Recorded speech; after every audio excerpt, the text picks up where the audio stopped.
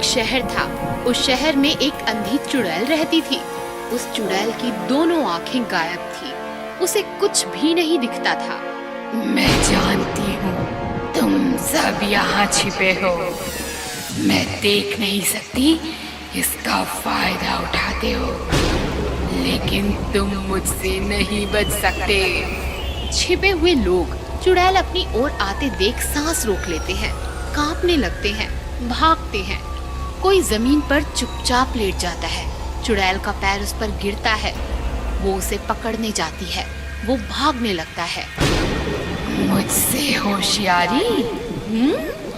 लेकिन मुझे इस खेल में मजा आ रहा है।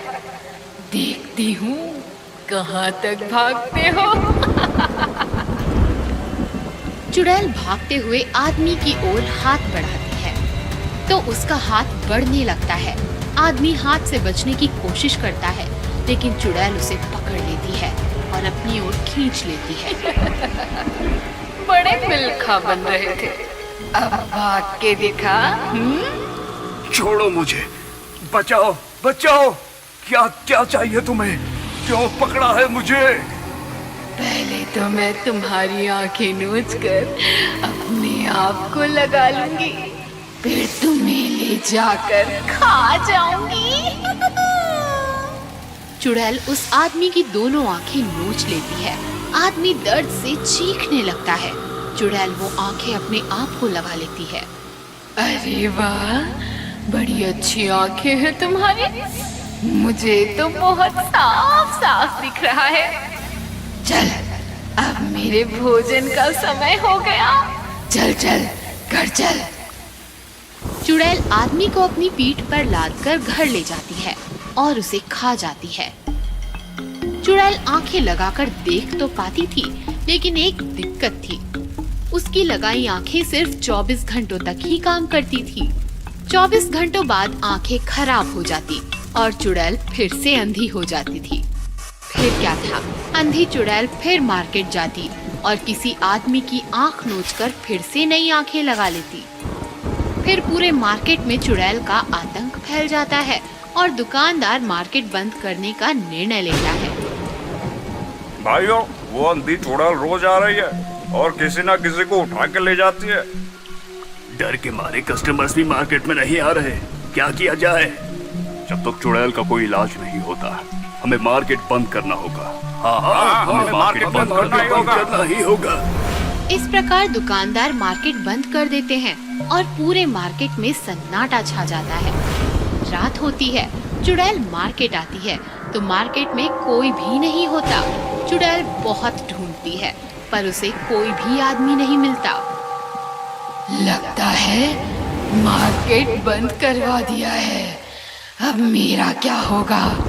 मुझे आँख और खाना कैसे मिलेगा? चलो ढूंढती हूँ, कोई ना कोई तो मिल ही जाएगा। चलते चलते चुड़ैल एक हॉस्पिटल में पहुंचती है। चुड़ैल को देखकर सारे लोग इधर उधर भागने लगते हैं। चुड़ैल डॉक्टर के केबिन में आती है। डॉक्टर कांपने लगता है। क्या चाहिए तुम्हें?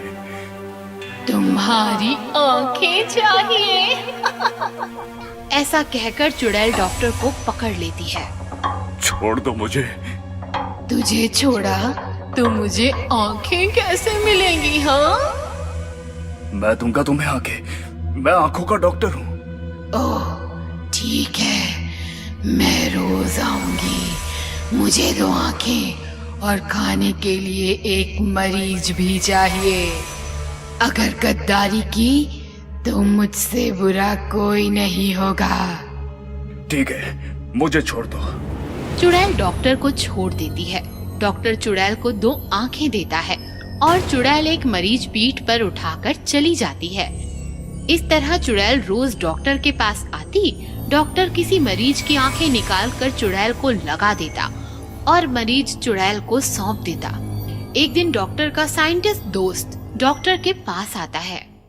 डॉक्टर, मैं मृत्यु के बाद अपनी आंखें हॉस्पिटल में दान करना चाहता हूँ। उसकी फॉर्मेलिटीज पूरी करने के लिए मैं यहाँ पर आया हूँ। अरे तुम यहाँ क्यों आए?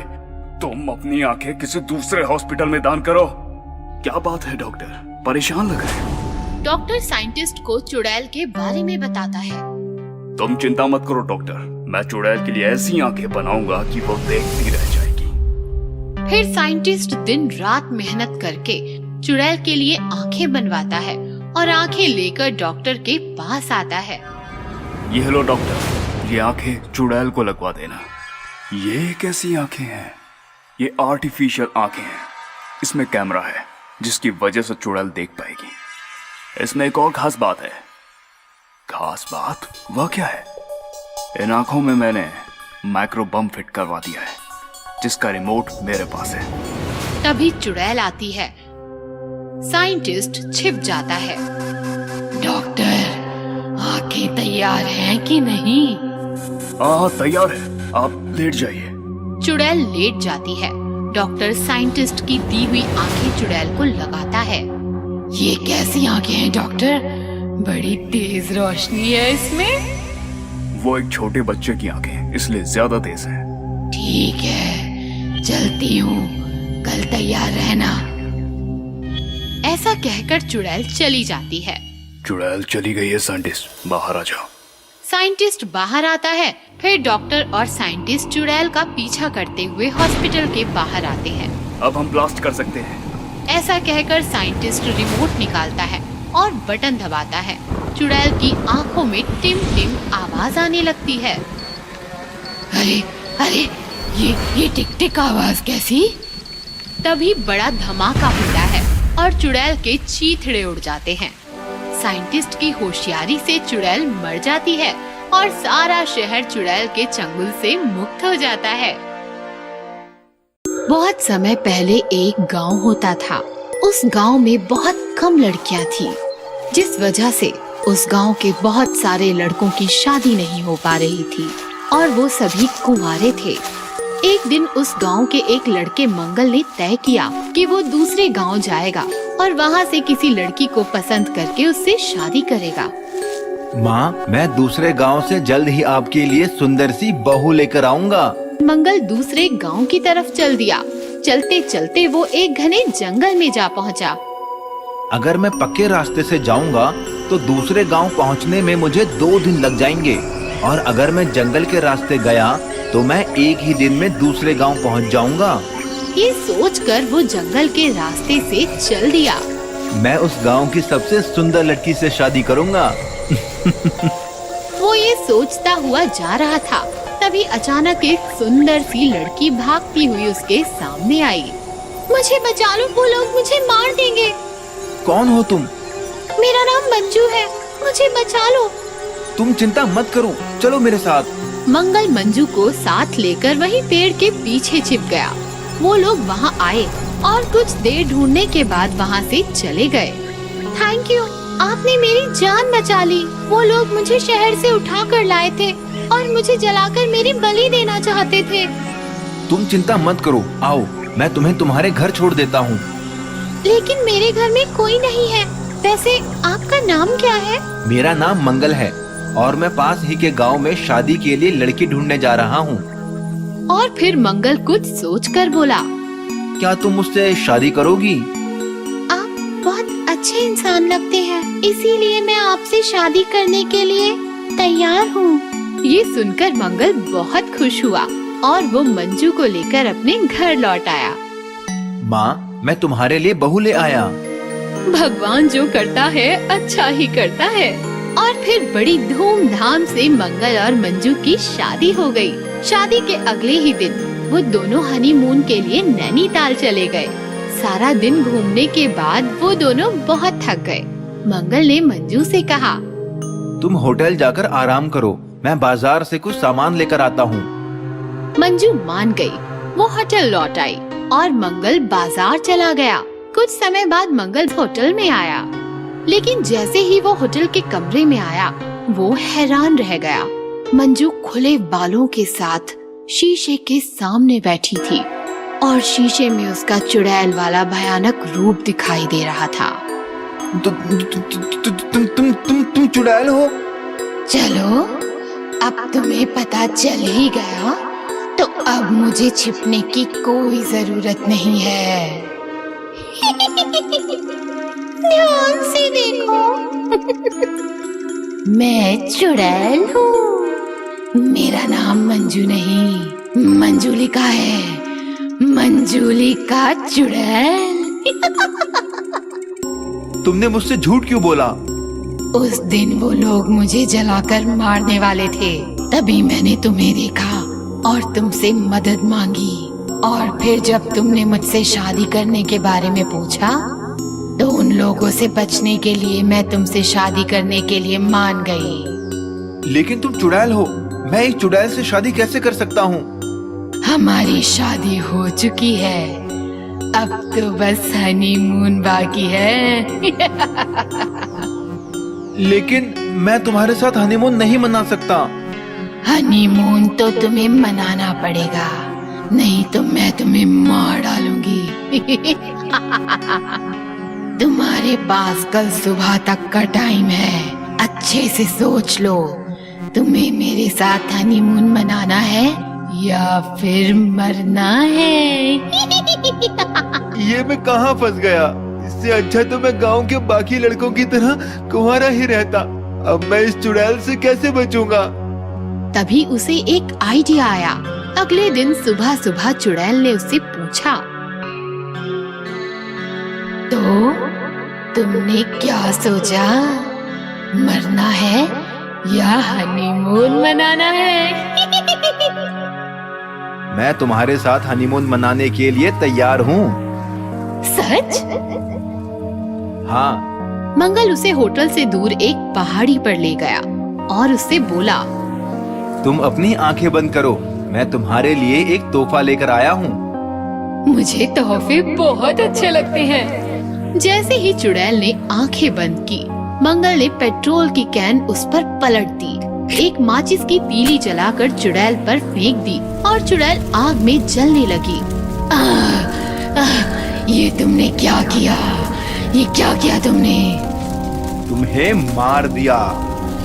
पर तुम्हें कैसे पता था कि जलने से मेरी मौत होगी?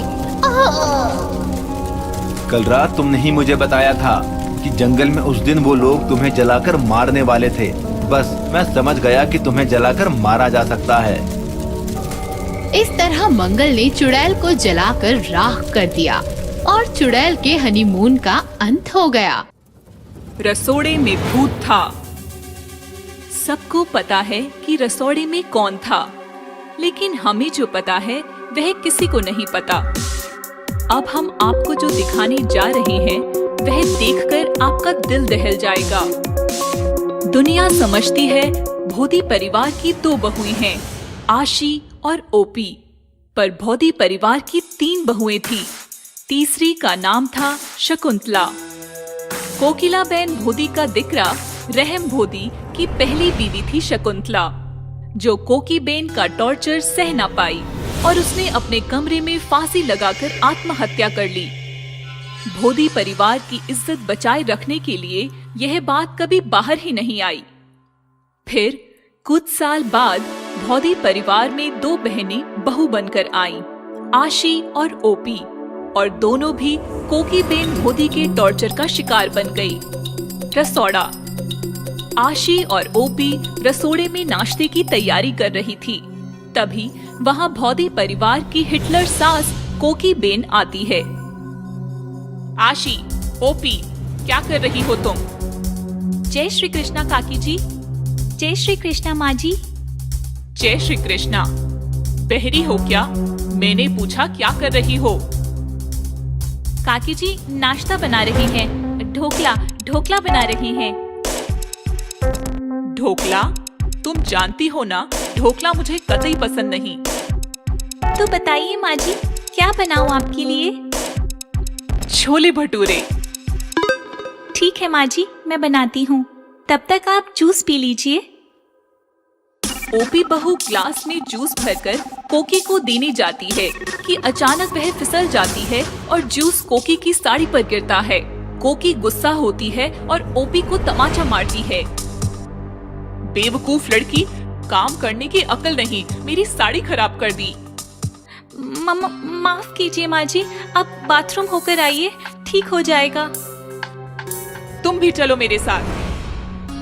मैं बस कुकर में चने चढ़ाकर आती हूँ। कोकी बेन बाथरूम जाती है। ओपी कुकर में चने चढ़ाती है और बाथरूम की तरफ भागती है। हिटलर औरत मेरी फूल सी बहन पर हाथ उठाती है, मैं इसे छोड़ूंगी नहीं। तभी आशी को मम्मी का फोन आता है और वह बातें करते करते बाहर चली जाती है। अचानक रसोड़ी का माहौल बदल जाता है। तेज हवा चलने लगती है, खिड़कियां खड़खड़ाने लगती हैं और रहम धोदी की पहली बीवी शकुंतला का भूत रसोड़े में प्रकट होता है। कितने सालों से भटक रही हूँ, बदले की आग में जल रही हूँ। कोकी से बदला लेने का यह अच्छा मौका है। कुकर से चने निकालकर खाली कुकर गैस पर चढ़ा देती हूँ। कोकी के रसोड़े में आते ही धमाका हो जाएगा।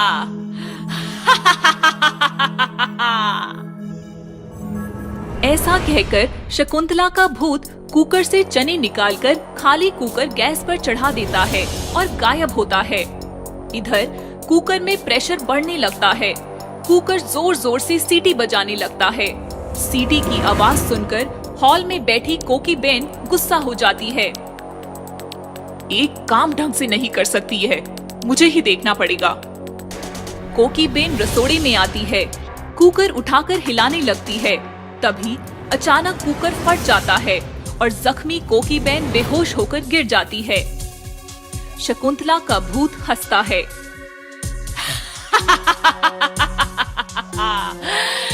मजा आ गया। धमाका सुनते ही सब घर वाले भागते हैं। कोकी को उठाकर कमरे में लाया जाता है। रहम डॉक्टर को लेकर आता है। डॉक्टर दवाई देकर चला जाता है और कोकी को आराम करने की सलाह देकर सब लोग कमरे से चले जाते हैं और कोकी उलझन में पड़ जाती है। आखिर खाली कुकर गैस पर चढ़ाया किसने? ओपी बहू तो चने कुकर में चढ़ाकर मेरे पास आई थी। फिर रसोड़े में कौन था? आशी। यह हरकत आशी ही कर सकती है। आज तो मुमकिन नहीं, पर कल मैं आशी की सच्चाई सबके सामने लाकर रहूंगी। यह सुनकर शकुंतला का भूत हंसने लगता है। मैं भी देखती हूँ कल तू क्या करती है, क्योंकि कल तेरा सामना मुझसे होने वाला है। दूसरे दिन जब आशी अपने कमरे में आराम कर रही थी, तब कोकी ओपी को खींचते हुए आशी के कमरे में आती है। बा और मोटा भाभी भी कोकी के पीछे पीछे आशी के कमरे में दाखिल होते हैं। क्या बात है, आप सब यहाँ कैसे? ओपी बहू, कल मेरी साड़ी पर जूस गिरा था और मैं नहाने बाथरूम में गई थी। तुम चने कुकर में चढ़ाकर मेरे पास आई थी। तब रसोड़े में कौन था? मैं थी? तुम थी? कौन था? कौन था?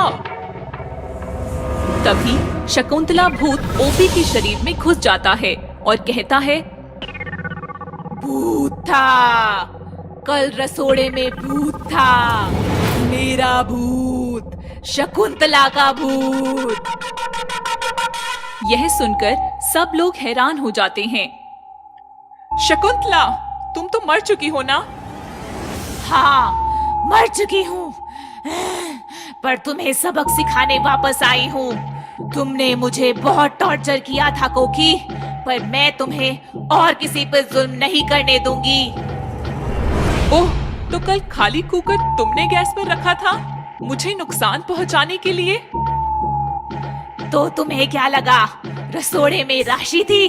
अरे वह तो अपनी मम्मी से फोन पर बात कर रही थी। इसी मौके का फायदा उठाकर मैंने कुकर से चने निकाल दिए और खाली कुकर गैस पर चढ़ा दिया, सिर्फ तुम्हें सबक सिखाने के लिए। मुझे सबक सिखाने के लिए? हाँ, तुम्हें सबक सिखाने के लिए। कैसा लगा मेरा सबक? अगर तुमने फिर से ओपी और आशी को तकलीफ पहुंचाई तो मुझसे बुरा कोई नहीं होगा। और अगर 2 मिनट के अंदर तू यहाँ से नहीं गई तो मुझसे बुरा कोई नहीं होगा। नहीं जाऊंगी। क्या करेगी तू? नहीं जाएगी? रुक, रहम दिख रहा। रहम का नाम सुनते ही शकुंतला का भूत बुरी तरह डर जाता है, कांपने लगता है और ओपी का शरीर छोड़कर 2 सेकंड में ही भाग जाता है। ओपी जोर से झटका खाती है और होश में आती है। माँ जी, यह मुझे क्या हो गया था? क्या किसी भूत ने वश किया था मुझे?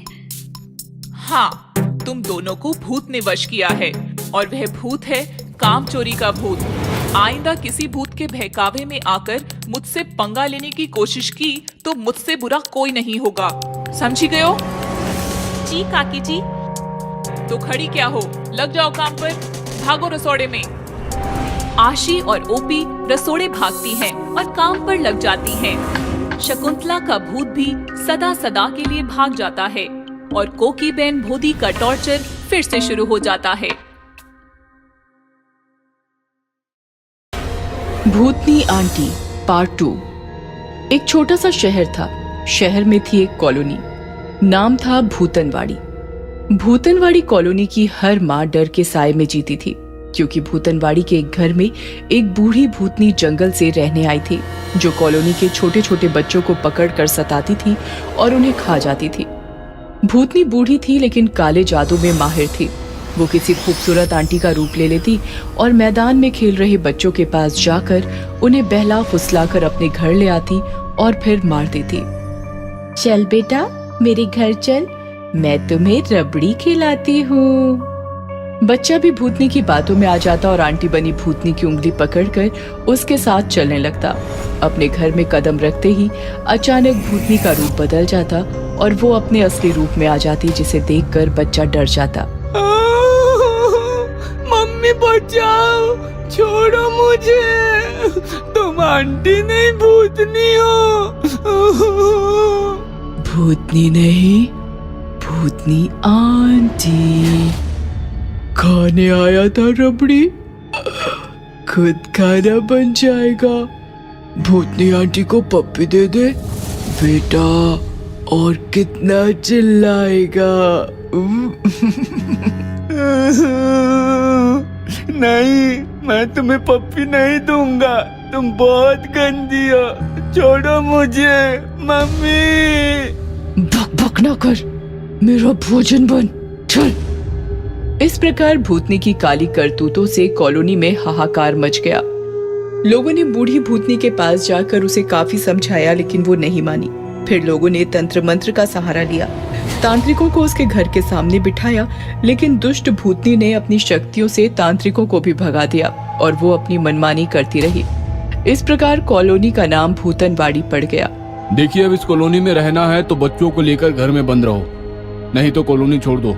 बस यही 2 रास्ते बचे हैं बचने के लिए। बेचारे लोग कॉलोनी छोड़कर जाते भी कहां। उन्होंने अपने घर के दरवाजे सदा के लिए बंद कर दिए और डर के साए में जीने लगे। लोगों की सतर्कता से भूतनी भी परेशान हो गई, क्योंकि अब वो और बूढ़ी हो रही थी और उसे खाना मिलना भी मुश्किल हो गया था। ये क्या, लोगों ने तो दरवाजे बंद कर लिए, अब मैं कैसे जीऊंगी? लगता है अब दोबारा जंगल का रास्ता अपनाना पड़ेगा। तभी भूतनी ने देखा कि एक औरत अपने गोल मटोल बच्चे के साथ आ रही थी। अरे वाह, लगता है कॉलोनी में नए रहने आए हैं। बच्चा भी एकदम गुब्बारे की तरह फूला हुआ है। इधर सारे घरों के दरवाजे बंद देखकर बच्चा परेशान हो गया। मम्मी, बोलो गोलू। एजेंट कह रहा था अच्छी कॉलोनी है, लेकिन यहाँ तो सारे दरवाजे बंद है, कोई बच्चा नजर नहीं आ रहा। अब मैं खेलूंगा किसके साथ? तभी भूतनी रूप बदलकर उनके सामने पहुंच गई। आपका स्वागत है हमारी कॉलोनी में। ठंड की वजह से लोगों ने दरवाजे बंद कर रखे हैं। अरे वाह, आपका बच्चा तो बिल्कुल मेरे मोलू जैसा है। मेरा मोलू अभी अभी मैदान में खेलने गया है। मैदान का नाम सुनते ही गोलू खुश हो गया। थोड़ी देर बातें करने के बाद गोलू और मम्मी वहां से निकल गए और भूतनी खुश हो गई। आज तो पार्टी करूंगी। थोड़ी देर बाद फुटबॉल हाथ में लेकर गोलू मैदान में पहुंचा तो उसने देखा मैदान में उसकी उम्र का बच्चा खेल रहा था। ये देखकर गोलू खुश हो गया। तुम मोलू हो ना? मेरा नाम गोलू है, मेरे साथ खेलेगा? बिल्कुल खेलूंगा। फिर क्या, काफी देर दोनों खेलते रहे और खेलते खेलते थक गए।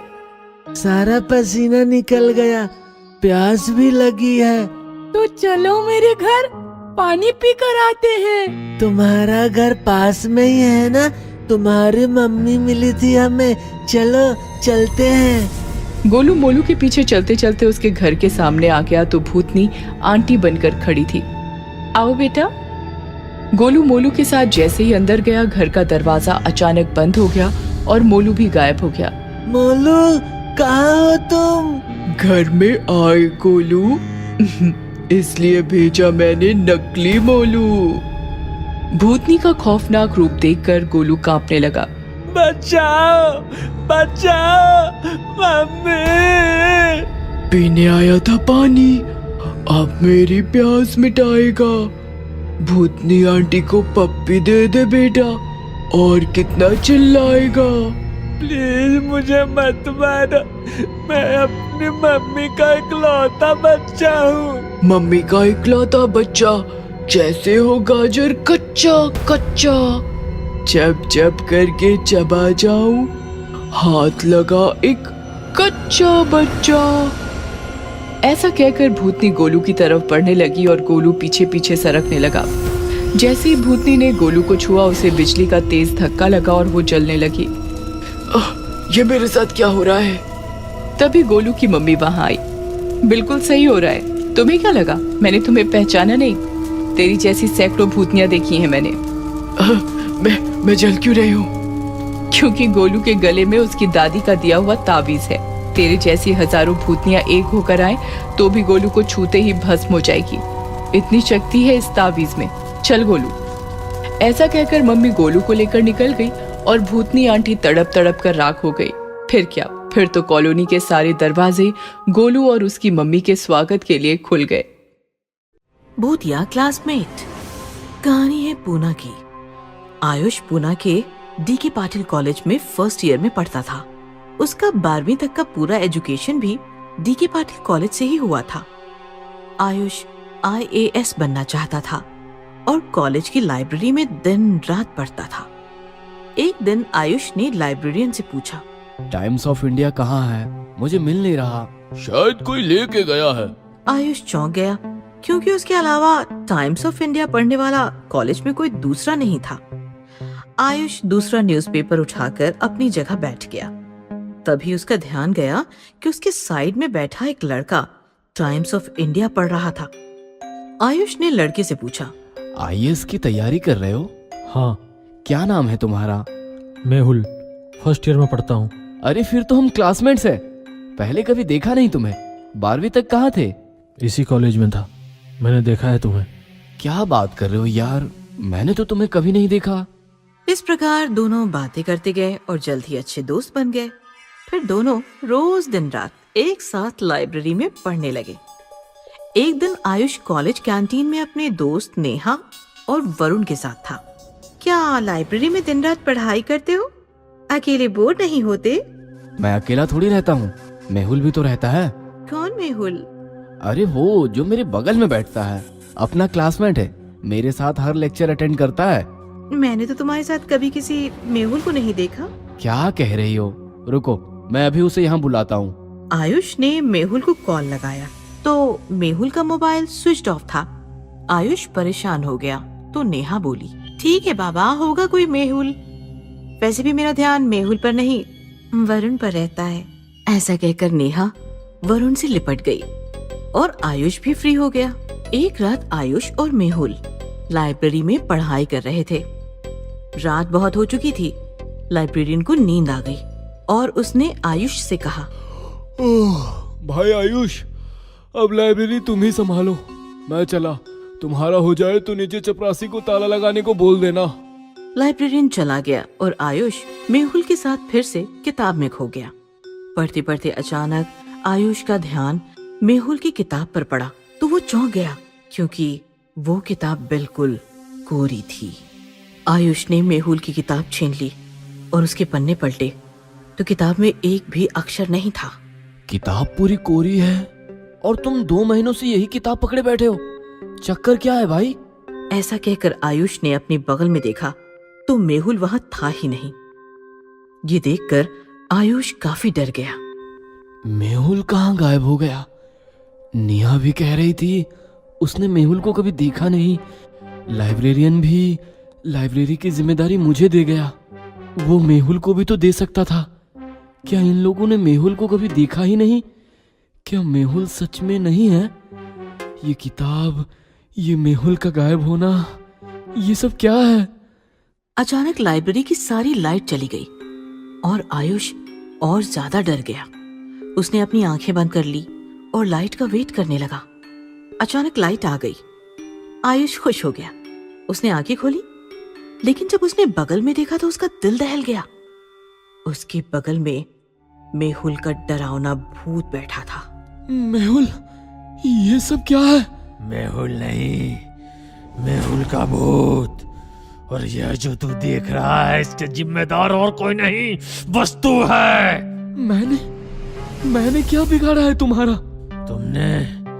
तुमने मेरी जिंदगी बर्बाद कर दी। याद कर वह 1 साल पहले की HSC एग्जाम जिसमें तुमने एक लड़के को चीटिंग करते पकड़ा था। ये सुनकर आयुष 1 साल पीछे गया तो उसे बायोलॉजी का एग्जाम याद आया। सर, ये चीटिंग कर रहा है। ए, चल खड़ा हो जा। Sorry sir, extremely sorry sir. 2 minute के अंदर निकल जा यहाँ से, नहीं तो HSC एग्जाम से रस्टिकेट हो जाएगा। जानता है एग्जाम हॉल से बाहर आते ही मैंने क्या किया? तू कैसे जानेगा? तू तो एग्जाम में बिजी था। मैं बिल्डिंग से नीचे कूदकर मर गया और अब तुम्हें मारने आया हूँ। देखो मेहुल, माना कि गलती मेरी है, पर तू भी तो गलत था ना। चीटिंग कर रहा था। चीटिंग गलत है। नहीं, अब मैं जो करने जा रहा हूँ वो गलत है। ये सुनकर आयुष डर गया। क्या करने वाला है तू? मेहुल ने आयुष का गला पकड़ लिया और उसे खिड़की से बाहर फेंक दिया। आयुष लाइब्रेरी के 5वें मंजिल से जमीन पर गिरते ही मर गया और मेहुल लाइब्रेरी की खिड़की से उसकी लाश को मुस्कुराते हुए देखता रहा। इंसान खाने वाला भूतिया परिवार। बहुत समय पहले किसी जंगल में एक भूतिया परिवार रहता था। भूतिया परिवार में मम्मी भूत, पापा भूत और उनका एक छोटा सा बेटा भूत थे। वो जंगल के जानवरों को खाकर अपना पेट भरा करते थे। आज मैं हमारे लिए हाथी लेकर आया हूँ। आज हम हाथी खाएंगे। इस तरह बहुत समय बीत गया। फिर एक दिन भूत के बेटे ने कहा, भूत पापा, मैं रोज रोज कभी हाथी तो कभी हिरन खाकर बोर हो गया हूँ। अब मुझे कुछ और खाना है। लेकिन हर जंगल में तुम्हें यही जानवर खाने को मिलेंगे। ऐसा है तो हम शहर चलते हैं। वहाँ हम मोटे मोटे मुलायम मुलायम इंसान खाएंगे। हाँ, ये ठीक रहेगा। अब हम शहर जाएंगे और इंसान खाएंगे। उसी रात वो तीनों शहर के लिए निकल गए। तीनों भूत गाते हैं, हम शहर जाएंगे, शहर में इंसान खाएंगे।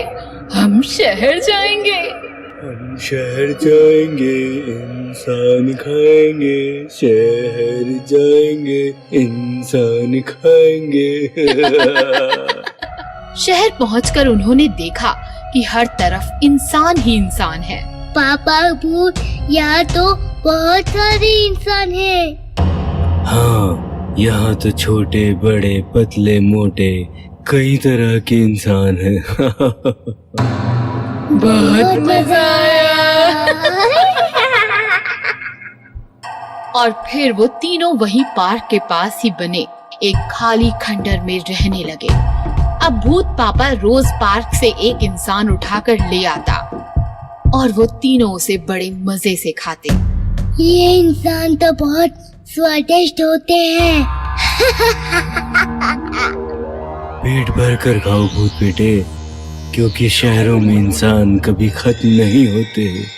ऐसे ही बहुत दिन बीत गए। एक दिन सोसाइटी के सेक्रेटरी ने नोटिस किया कि पार्क में अब कम लोग आने लगे हैं। ये सोचकर वो पास ही के एक पुलिस स्टेशन में गया। मुझे लगता है कि पार्क में कुछ गड़बड़ी चल रही है, आप जल्दी कुछ कीजिए। आप चिंता मत कीजिए सेक्रेटरी साहब, मैं जल्द ही पता लगाता हूँ। पुलिस इंस्पेक्टर ने पार्क में जगह जगह सीसीटीवी कैमरा लगवा दिए। फिर जब अगले दिन उन्होंने कैमरा की रिकॉर्डिंग देखी तो वो हैरान रह गए।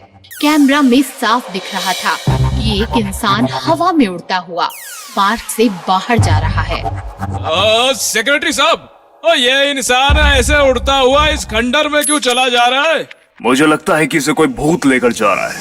अब मुझे तो लगता है इसे कोई भूत लेकर जा रहा है, और लेकिन रिकॉर्डिंग में तो कोई भूत दिखाई नहीं दे रहा। अब हम क्या करेंगे? अब मैं तो सिर्फ इंसानों को पकड़ना जानता हूँ, मुझे भूतों को पकड़ना नहीं आता। इसलिए माफ कीजिए सेक्रेटरी साहब, मैं इसमें आपकी कोई मदद नहीं कर सकता। ये सुनकर सोसाइटी के सेक्रेटरी निराश हो गए और वहाँ से चले गए। उन्हें कुछ समझ नहीं आ रहा था कि वो क्या करें। मैं क्या करूं? सोसाइटी के लोगों को बताया तो वो घबरा जाएंगे। ये सोचकर उन्होंने किसी को कुछ नहीं बताया और दूसरी तरफ रोज पार्क में एक इंसान गायब होता रहा। अब सेक्रेटरी से रहा नहीं गया। उन्होंने सोसाइटी के सभी मेंबर्स की मीटिंग बुलाई और उन्हें सारी बात बताई और कहा, ये भूत पार्क के पास वाले खंडर में रहता है। अब आप ही बताइए मुझे क्या करना चाहिए? भूत का हम क्या कर सकते हैं? मुझे लगता है हमें ये सोसाइटी छोड़कर चले जाना चाहिए। लेकिन हम इतनी बड़ी सोसाइटी छोड़कर कहाँ पर जाएंगे? लेकिन यहाँ रहे तो भूत हमें खा जाएगा। हाँ, मगर सोसाइटी को छोड़कर भागना गलत होगा। मुझे लगता है कि हमें उन भूतों को यहीं से भगाना चाहिए। लेकिन कैसे? मेरे पास एक आइडिया है। और फिर आइडिया के अनुसार उन्होंने पूरे पार्क में पोस्टर लगवा दिए कि अगले हफ्ते सेक्रेटरी साहब का जन्मदिन है और अपने जन्मदिन पर सेक्रेटरी साहब भूत का बना केक काटना चाहते हैं। इसलिए जो भी भूत पकड़ कर लाएगा सेक्रेटरी साहब उसे ₹1,00,000 देंगे।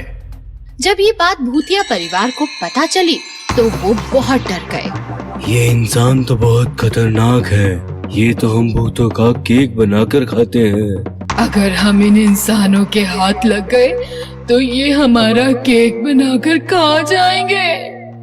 पापा भूत, मम्मी भूत, मुझे इन इंसानों से डर लग रहा है। मुझे वापस जंगल जाना है। पापा भूत, मुझे वापस जंगल ले चलो। मैं रोज रोज हाथी ही खा लूंगा और कभी जंगल के खाने से बोर नहीं होऊंगा। रो मत बेटे भूत, हम अभी वापस जंगल चलते हैं। और इस तरह सोसाइटी के लोगों के एक झूठ से डरकर भूतिया परिवार वापस जंगल लौट गया और सोसाइटी वालों को भूतिया परिवार से मुक्ति मिल गई। अधूरा प्यार। रश्मि कौशिक से पागलों की तरह प्यार करती थी, लेकिन कौशिक रश्मि से उतनी मोहब्बत नहीं करता था। रश्मि, माना कि मैं तुम्हारा पहला प्यार हूँ, लेकिन मेरा पहला प्यार चित्रा है और वो मेरे पास लौट आई है। अब मैं तुम्हें छोड़कर उसके पास जाना चाहता हूँ, मुझे जाने दो। नहीं, मैं हमारी लव स्टोरी अधूरी नहीं रहने दूंगी। इसे पूरा होना ही होगा। हमारे जीते जी न सही तो हमारे मरने के बाद। रश्मि, ये तुम क्या कर रही हो? कौशिक कुछ समझ पाता उससे पहले ही रश्मि ने ब्लेड निकालकर कौशिक के हाथों पर वार किया और उसकी नस काट दी। उसके तुरंत बाद उसने ब्लेड से अपनी खुद की नस भी काट ली। कौशिक का वार गहरा नहीं था, बस ब्लीडिंग हो रही थी, लेकिन रश्मि, वो तो जमीन पर कब की गिर गई थी। और कौशिक भी रश्मि के पास गिर गया। ये कहानी यहाँ पर ही खत्म नहीं होती, बल्कि यहाँ से शुरू होती है। कहानी पूना की है। कौशिक और रश्मि एक साथ कॉलेज में थे और सेकेंड ईयर से एक दूसरे को चाहने लगे थे। रश्मि कौशिक की दूसरी गर्लफ्रेंड थी, लेकिन रश्मि के लिए कौशिक उसका पहला प्यार था, जिसे वो मरने के बाद भी छोड़ना नहीं चाहती थी। और वही हुआ। कौशिक की पहली गर्लफ्रेंड चित्रा उसके पास फिर से लौट आई और कौशिक रश्मि को समझाने की कोशिश करने लगा, लेकिन रश्मि ने तो कौशिक के साथ जीने मरने के सपने देखे थे। उसने कौशिक और खुद को नस काटकर मारने की कोशिश की। कौशिक, कौशिक उठो, आंखें खोलो, कौशिक। कौशिक ने आंखें खोली तो वो हॉस्पिटल में था। लंबे समय बाद होश में आया था। कौशिक, मैं तुम्हारी चित्रा, अरे देखो मुझे। रश्मि कैसी है? इस पर चित्रा कुछ बोलती उससे पहले ही कौशिक के घरवाले उससे मिलने के लिए आ गए। आधी रात बीत चुकी थी। कौशिक अपने बेड पर लेटा हुआ रश्मि के बारे में ही सोच रहा था कि तभी उसने देखा रश्मि उसके पास आ रही है। कौशिक रश्मि को देखकर खुश हो गया और बेड पर बैठ गया। सॉरी कौशिक, मैं किसी भी हालत में तुम्हें पाना चाहती थी, इसीलिए। रश्मि आगे कुछ बोल ही नहीं पाई। इट्स ओके रश्मि, मैं जानता हूँ तुम मुझसे कितना प्यार करती हो। तुमने जो किया उसका मुझे बुरा नहीं लगा। बुरा नहीं लगा तो अब भी बुरा नहीं लगना चाहिए। रश्मि, ये तुम क्या कह रही हो? रश्मि जोर जोर से हंसने लगी और हंसते हंसते भयानक भूतनी बन गई। उसके हाथ में खून से रंगा हुआ एक ब्लेड था। ब्लेड कौशिक की तरफ बढ़ाकर रश्मि जोर जोर से हंस रही थी।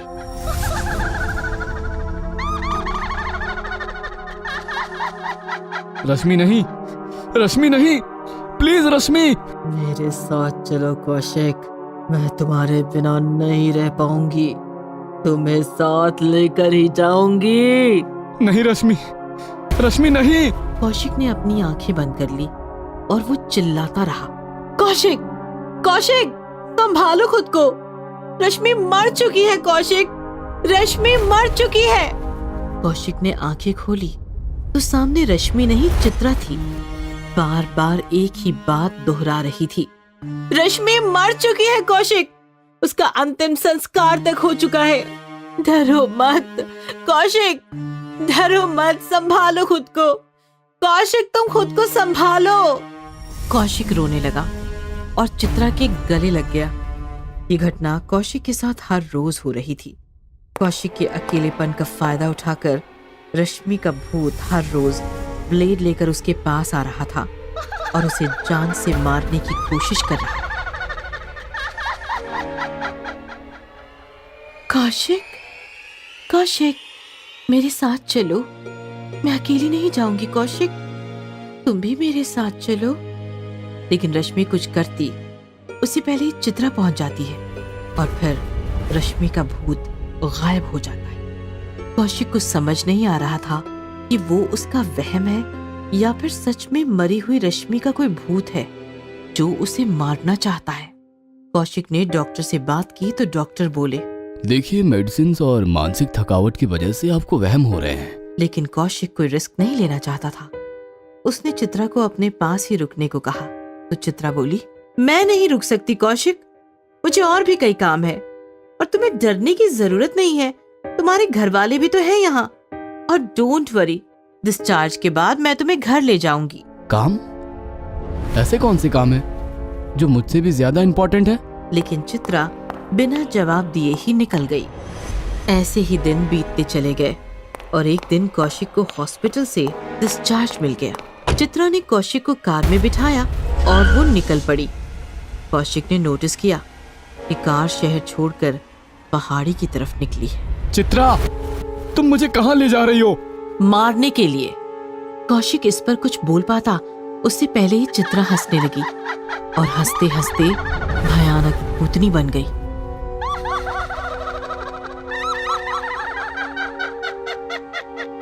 कौशिक समझ नहीं पा रहा था कि ये हो क्या रहा है। ये मैं क्या देख रहा हूँ? तुम मेरा भूत देख रहे हो कौशिक। मैं मर चुकी हूँ। मैं भी रश्मि की तरह तुम्हें ले जाना चाहती हूँ कौशिक। तो रश्मि वो कहाँ है? तभी पिछली सीट से आवाज आई, मैं यहाँ हूँ कौशिक। कौशिक ने पीछे देखा तो पीछे रश्मि का भूत बैठा हंस रहा था। उस दिन जब रश्मि तुम्हें और अपने आप को ब्लेड मार रही थी तब मैं वहीं पीछे छिपी तुम दोनों को देख रही थी। तुम दोनों जमीन पर गिर गए। मैंने सोचा तुम दोनों मर गए। रश्मि ने तुम्हें मारकर हासिल किया। ये मैं बर्दाश्त नहीं कर पाई। रश्मि से तुम्हें छीनने के लिए मैंने वही ब्लेड उठाकर अपनी भी नस काट ली। लेकिन अफसोस, रश्मि और मैं तो वहीं मर गए, लेकिन तुम मरे नहीं। सिर्फ बेहोश थे। तुम्हें हॉस्पिटल लाया गया और तुम बच गए। मैंने तुम्हें मारने की बहुत कोशिश की, लेकिन चित्रा की वजह से नाकाम रही। आखिर मुझे चित्रा के साथ एक डील करनी पड़ी। कौन सी डील? यही कि आपसी झगड़ा भुलाकर तुम्हें एक साथ मारेंगे और तुम्हारे मरने के बाद फैसला करेंगे कि किसे तुम्हारा प्यार मिलेगा और किसका प्यार मरने के बाद भी अधूरा रहेगा।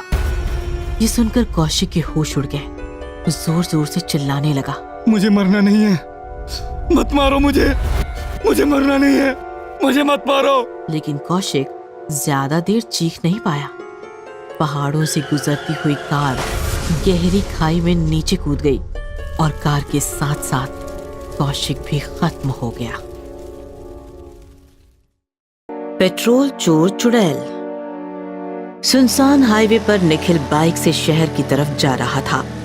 दोनों तरफ घना जंगल, बीच में सड़क और ऊपर खुला चमकीला आसमान था। निखिल मस्त राइडिंग करता हुआ तेजी से आगे बढ़ रहा था कि तभी उसने देखा हाईवे किनारे एक लड़की अपनी स्कूटी धक्का मारती हुई ले जा रही है। रात काफी सुनसान और गहरी थी।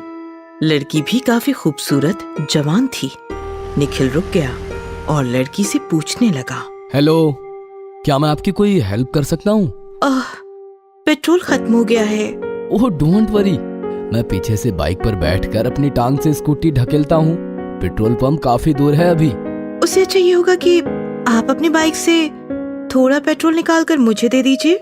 ओह सॉरी, लेकिन मेरी इंपॉर्टेंट बाइक है, इसमें पेट्रोल निकालने की कोई खास सिस्टम नहीं है। चलिए ना, मैं टांग से ढकेलता हूँ आपकी स्कूटी। ये सुनकर लड़की जोर जोर से हंसने लगी और फिर भयानक आवाज में बोली,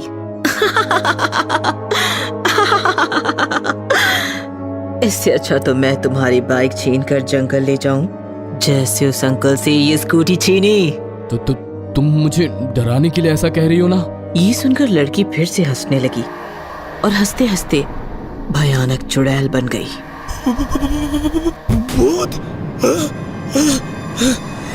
निखिल ने फौरन बाइक स्टार्ट की और वो भागने लगा। थोड़ी दूर तेजी में बाइक चलाने के बाद उसने चैन की सांस ली। ओह गॉड, बच गया। तभी उसने साइड मिरर में देखा तो उसका दिल दहल गया। उसके पीछे वो भयानक चुड़ैल उसे चिपक कर बैठी थी और जोर जोर से हंस रही थी। बचाओ, मुझे बचाओ, बचाओ। चुड़ैल ने चलती बाइक पर निखिल को उठाया और ऊपर हवा में फेंका। निखिल सड़क पर गिरकर मर गया।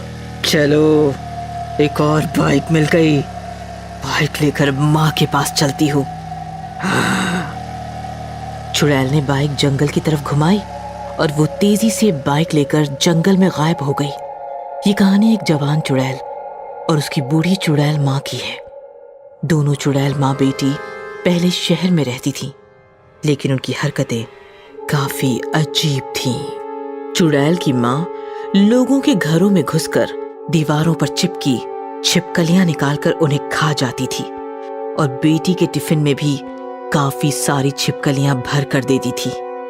बच्ची की छिपकलियां देखकर पूरी क्लास डर जाती थी और इधर सोसाइटी में भी चुड़ैल माँ की हरकतों से लोग परेशान हो गए थे। इसीलिए चुड़ैल बेटी को स्कूल से और दोनों माँ बेटियों को सोसाइटी से निकाल दिया गया और दोनों चुड़ैल जंगल आकर एक गुफा में रहने लगी। चुड़ैल बेटी, अब ये जंगल ही हमारा घर है। लेकिन माँ, यहाँ तो मेरे साथ खेलने के लिए कोई नहीं है। किसने कहा? यहाँ तुम्हारे साथ खेलने के लिए जंगली बिल्लियाँ और चमगादड़ हैं, उनके साथ खेल। फिर जंगली बिल्लियाँ और चमगादड़ों के साथ खेल खेल कर माँ ने बनाया हुआ जानवरों का खाना खाकर चुड़ैल बेटी बड़ी होने लगी और उसकी चुड़ैल माँ और ज्यादा बूढ़ी होती चली गई। एक दिन बूढ़ी चुड़ैल काफी बीमार थी। चुड़ैल बेटी ने उसका काफी इलाज किया, फिर भी उसकी तबीयत ठिकाने पर ना आई। मेरी तबीयत ठिकाने पर लाने का बस एक ही इलाज है बेटी। माँ, तुम बताओ, मैं तुम्हारे लिए कुछ भी कर सकती हूँ। तो सुन, बचपन से ही मुझे पेट्रोल और पेट्रोल का धुआं काफी पसंद है। जब भी मेरा मूड खराब होता था, मैं किसी मोटर गैरेज में जाकर घंटों पेट्रोल जलाकर उसका धुआं सूंघती थी। बहुत मजा आता था मुझे। अब यहाँ जंगल में इतनी शुद्ध और प्राकृतिक हवा है, इसीलिए मैं बीमार पड़ गई हूँ शायद। तू अगर मेरे लिए पेट्रोल का जुगाड़ कर ले तो मैं ठीक हो जाऊंगी। ठीक है माँ, जैसी तुम्हारी इच्छा। उस दिन से चुड़ैल जंगल से हाईवे आकर लोगों को सताने लगी, रूप बदलकर लोगों को रोकने लगी और फिर उन्हें मारकर उनके वाहन जंगल ले जाने लगी। निखिल की बाइक लेकर चुड़ैल अपनी गुफा के सामने पहुंची। बाइक की आवाज सुनकर बूढ़ी चुड़ैल माँ बाहर आ गई। बेटा, आ गई तू। देख माँ, मैं कैसी बाइक लेकर आई हूँ आज। चल बेटा, टंकी खोल। चुड़ैल ने बाइक की टंकी खोली तो चुड़ैल माँ ने अपना पूरा मुंह टंकी के अंदर डाल दिया। चुड़ैल बेटी ने भी माँ का मुंह ताकत से टंकी में दबाया। काफी देर तक चुड़ैल टंकी सूंघती रही और सारा पेट्रोल खींच गई। फिर उसने मुंह बाहर निकाला। कैसे लोग हैं, टंकी भी फुल नहीं करवाते। पहले जमाने में टंकी ऊपर तक टच रहती थी। माँ, पेट्रोल अब काफी महंगा हो गया है ना, शायद इसलिए। चल बेटा अंदर चल, तू थक गई होगी। खाना खा ले। दोनों चुड़ैल अंदर चली गई। एक फॉरेस्ट ऑफिसर दोनों को छिप छिप कर देख रहा था। चुड़ैल के अंदर जाते ही वो अफसर भी वहां से भाग गया। रोज चुड़ैल माँ के लिए पेट्रोल चुराने हाईवे पे आती थी, रूप बदलकर लोगों को फंसाती थी, उनसे बोतल में पेट्रोल लेकर उन्हें मारकर जंगल भाग जाती थी। जैसे ही लोगों को पता चला कि हाईवे पर पेट्रोल चोर चुड़ैल का आतंक फैल रहा है, लोगों ने हाईवे से गुजरना ही छोड़ दिया। फिर चुड़ैल ने पेट्रोल पंप जाकर पेट्रोल चुराना शुरू किया, यहाँ तक कि वो शहर में भी घुसने लगी। सोसाइटीज की पार्किंग में जाकर वाहनों से पेट्रोल चुराने लगी। लोग सुबह बाइक स्टार्ट करते तो बाइक स्टार्ट ही नहीं होती थी। अरे ये क्या, पेट्रोल खत्म, कल ही तो डाला था 100 का। हे भगवान, इधर चुड़ैल और इधर सरकार, आम आदमी जिए तो कैसे। लोग पेट्रोल चोर चुड़ैल की वजह से परेशान हो गए थे। पुलिस कमिश्नर भी चिंतित थे। एक दिन फॉरेस्ट ऑफिसर पुलिस कमिश्नर से मिलने गए और उन्होंने कमिश्नर को वो सब कुछ बता दिया जो उन्होंने देखा था। ओह, तो वो जंगल में रहती है। एक दिन चुड़ैल पेट्रोल के लिए हाईवे पर भटक रही थी। तभी उसने देखा एक पेट्रोल का टैंकर हाईवे से आ रहा था। पेट्रोल का टैंकर? इसे पेट्रोल पंप जाने से पहले ही चुरा लेती हूँ, लेकिन इसे कैसे रोकूं? तभी टैंकर अपने आप रुक गया और ड्राइवर पेशाब करने के लिए नीचे उतरा। ड्राइवर के दूर जाते ही चुड़ैल टैंकर पर चढ़ गई और ढक्कन खोलकर अंदर पेट्रोल देखने लगी। अरे, इसमें तो गहरा अंधेरा है। अब पता कैसे चलेगा पेट्रोल है भी या नहीं? एक काम करती हूँ, उतर कर देखती हूँ। चुड़ैल टैंकर के अंदर गई। जैसे ही वो अंदर उतरी, फॉरेस्ट अफसर ने फौरन टैंकर में माचिस की जलती तिल्ली फेंकी। धम से धमाका हुआ और टैंकर के साथ साथ चुड़ैल के भी चिथड़े उड़ गए। इस प्रकार पेट्रोल चोर चुड़ैल खत्म हो गई और पेट्रोल का इंतजार करते करते गुफा में बैठी उसकी बूढ़ी चुड़ैल माँ भी तड़प तड़प कर खत्म हो गई। शैतानी बच्चा। रात के सुनसान वक्त रिधिमा और संजीव टहलते टहलते घर से काफी दूर जंगल की तरफ निकल जाते हैं। क्या सोच रही हो रिधिमा? सोच रही हूँ हमारा क्या होगा। रिधिमा, जो हमारे हाथ में नहीं है उसे सोचने से क्या फायदा? क्या मैं कभी माँ नहीं बन सकती? हम दूसरे डॉक्टर के पास जाएं? रिधिमा, 10 डॉक्टर बदल कर देख लिए, अब शहर में कौन सा डॉक्टर बचा है? तभी बच्चे के रोने की आवाज आती है। संजीव, तुम्हें रोते हुए बच्चे की आवाज सुनी? मुझे तो वो रोता बच्चा दिख रहा है। वो देखो सड़क किनारे। दोनों बच्चे के पास जाते हैं। बेटा, तुम यहाँ क्यों बैठे हो? तुम्हारा नाम क्या है बेटे? बच्चा जवाब नहीं देता, बस रोता रहता है। रोते रोते अचानक शैतान बन जाता है। नहीं! चिल्लाती हुई रिधिमा बिस्तर पर से उठ जाती है। तेज सांसें चलने लगती हैं। क्या हुआ रिधिमा? बुरा सपना देखा क्या? बहुत बुरा। संजीव, हमने किर्शित को घर लाकर गलती तो नहीं की ना? ऐसा मत सोचो रिधिमा। किर्शित अच्छा बच्चा है। 2 दिन में कितना घुल मिल गया है। बस गूंगा है, बोल नहीं पाता। उसके माता पिता कौन है, कहाँ है? अब किर्शित हमारा बच्चा है, जो इतने प्यारे बच्चे को रास्ते पर छोड़कर चले गए। उनके बारे में हम क्यों सोचें? सो जाओ, कल किर्शित का स्कूल में दाखिला कराना है। सुबह होती है। रिधिमा, किर्शित कहाँ है? तैयार हो रहा है, आता ही होगा। किर्शित हॉल की तरफ आता है। ये लो, आ गया। बेटा, एक शूज की लेस तो खुली छोड़ दिया आपने। रिधिमा शूज की लेस बांधने झुक जाती है। तभी किर्शित रिधिमा की गर्दन को दांतों से काटने लगता है। छोड़ो किर्शित, छोड़ो। किर्शित छोड़ो। संजीव किर्शित को रिधिमा से अलग करता है। देखो दांत के निशान तक आ गए हैं। बच्चा है या शैतान? छोड़ दो संजीव, बच्चा ही तो है। अपना बच्चा होता तो ऐसी ही शैतानी करता। तू शैतान है, बच्चा बन के रहेगा। इंसान लाड़ प्यार दिखाएगा, लेकिन हमारा मकसद इंसान की तबाही है, तबाही। तुम्हारा नाम क्या है बेटा? सर ये गूंगा है। इसके डॉक्यूमेंट्स? सर ये हमें एक रात रास्ते में रोता हुआ मिला तो हमने इसे गोद ले लिया। प्रोसेस जारी है, डॉक्यूमेंट्स आ जाएंगे। ठीक है, मैं एडमिशन कर देता हूँ। आप डॉक्यूमेंट्स हफ्ते भर में जमा कर दीजिएगा। हरी! प्यून आता है। बच्चे को क्लास लेकर जाओ। प्यून किर्शित को लेकर जाता है। संजीव घर आता है। रिधिमा, कहाँ हो तुम? किर्शित का एडमिशन हो गया। रिधिमा! रिधिमा सीढ़ियों से धीरे धीरे नीचे उतरती है। रिधिमा को देखकर संजीव चौंक जाता है। माय गॉड, ये क्या हुआ तुम्हें? रिधिमा! रिधिमा संजीव के पास आती है और संजीव को काट लेती है।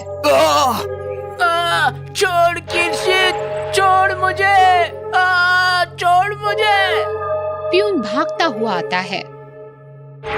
शैतान काटता है, चल तेरी कंप्लेंट करता हूँ।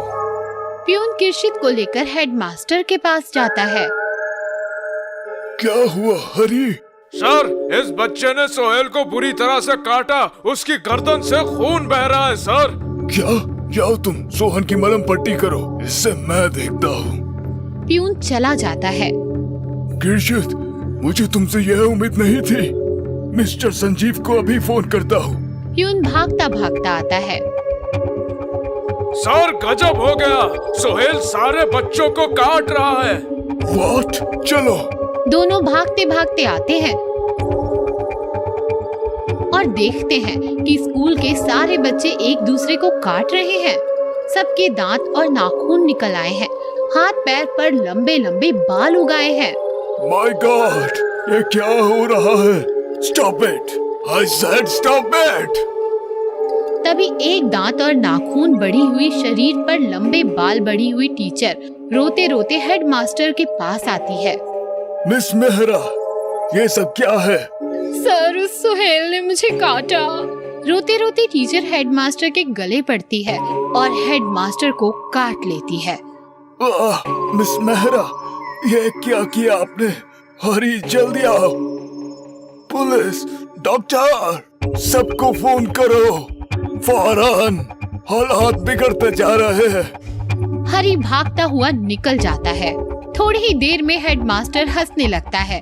उसके भी दांत और नाखून बढ़ने लगते हैं और वो मिस मेहरा को काट देता है। इस प्रकार सारे बच्चे टीचर्स एक दूसरे को काट रहे थे। इधर हरी हेडमास्टर ऑफिस आता है। वहाँ किर्शित सर झुकाए खड़ा होता है। ये सब तुम्हारी वजह से हो गया। कौन हो तुम? Hello, police station. किरशित हरी की गर्दन को पकड़ के लंबे दांतों और नाखूनों से हरी को काट रहा है। किरशित पूरा शैतान बन चुका है। भगदड़ मची है।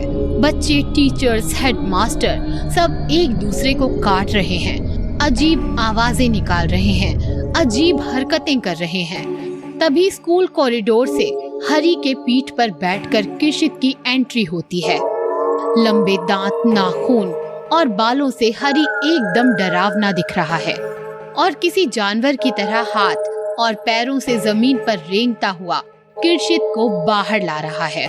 किरशित को जानवरों की तरह अजीब आवाज निकालकर सलामी देते हैं और चुपचाप बैठ जाते हैं। शैतानी साम्राज्य में आपका स्वागत है। आप शैतान बन चुके हो। मैं तुम्हारा राजा, शैतानों का शैतान। तुम्हें आदेश दे रहा हूँ, शहर के हर आदमी को, बच्चे, बूढ़े, औरत, सभी को काट कर शैतान बनाना तुम्हारी जिम्मेदारी है। मैं अब चलता हूँ। शैतानी साम्राज्य का नारा बुलंद रहे। आसमान से शैतानी माँ धरती पर उतरती है, किरशित को गोद में उठा लेती है और आसमान में उड़ जाती है। मिस्टर और मिसेस सहगल, हमारे पास कल ही एक बच्चा आया है और आप लोग उसे गोद ले सकते हैं। वंदना, उसे लेकर आओ। वंदना एक बच्चे को लेकर आती है जिसने सर नीचे झुकाया हुआ है। क्या नाम है बेटा तुम्हारा? बच्चा ऊपर देखता है, मुस्कुराता है और कहता है, किरशित।